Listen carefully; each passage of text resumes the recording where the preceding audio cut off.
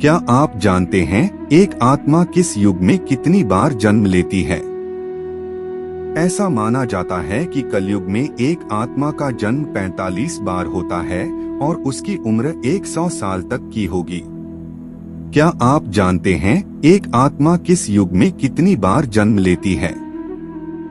महर्षि व्यास जी के अनुसार सतयुग, त्रेतायुग, द्वापर युग, कलयुग ये 4 युग हैं, जो देवताओं के 12,000 दिव्य वर्षों के बराबर होते हैं। समस्त चतुर्युग एक से ही होते हैं। आरंभ सत्ययुग से होता है, अंत में कलयुग होता है। किसी भी जन्म में अपनी आजादी से किए गए कर्मों के मुताबिक आत्मा अगला शरीर धारण करती है। हिंदू धर्म के सर्वोच्च ग्रंथ हैं, जो पूर्णतः अपरिवर्तनीय हैं, अर्थात किसी भी युग में इनमें कोई बदलाव नहीं किया जा सकता।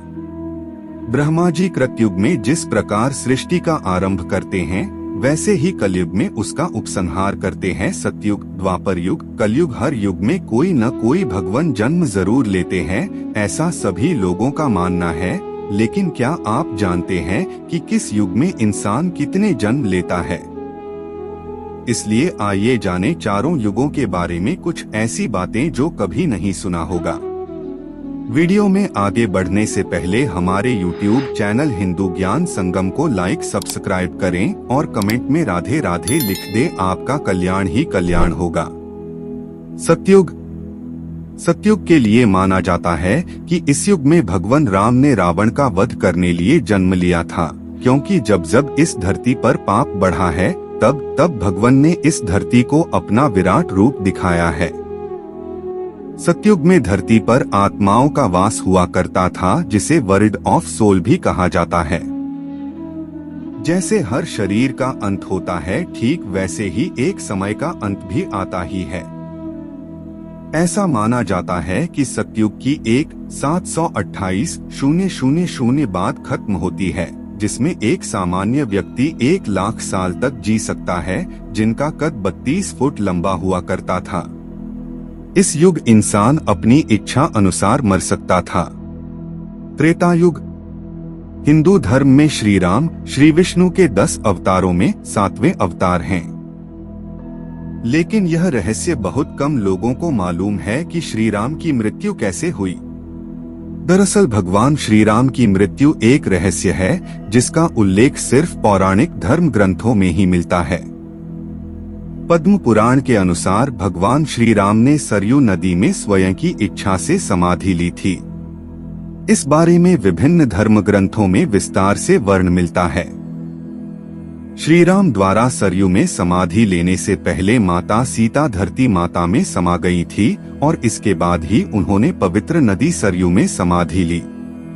चारों युग हनुमान जी एकमात्र ऐसे भगवान हैं जो अमर हैं। त्रेतायुग में भी हनुमान जी ने भीम को चारों युग के बारे बताया था। किस युग में क्या होता ये भी बताया था।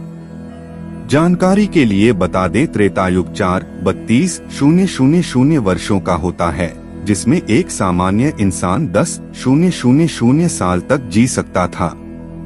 इस युग में भीम ने हनुमान जी को चारों युग के ज्ञानी के नाम से संबोधित किया था।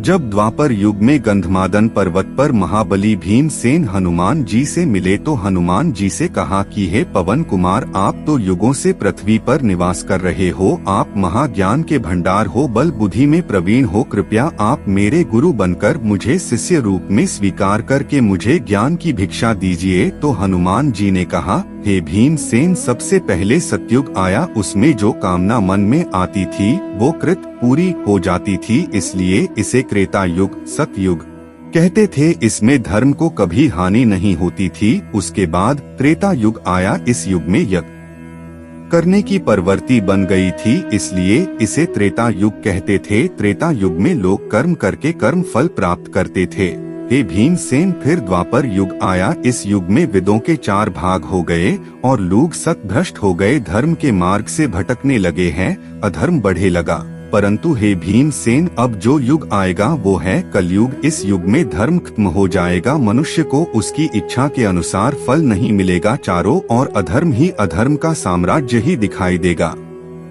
द्वापर युग। यह युग 864,000 वर्षों का था।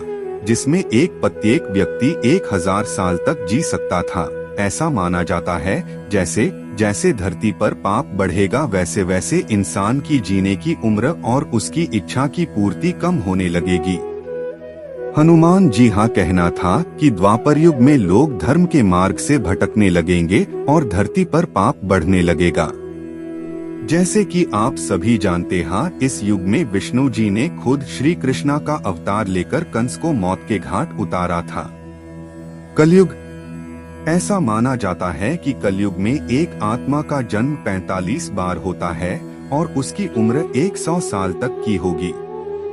इस युग में इंसान पर्यावरण को तहस नहस कर देगा और इस युग में इंसान की इच्छा पूर्ति कम हो जाएगी और वे पाप का भागीदार बन जाएगा।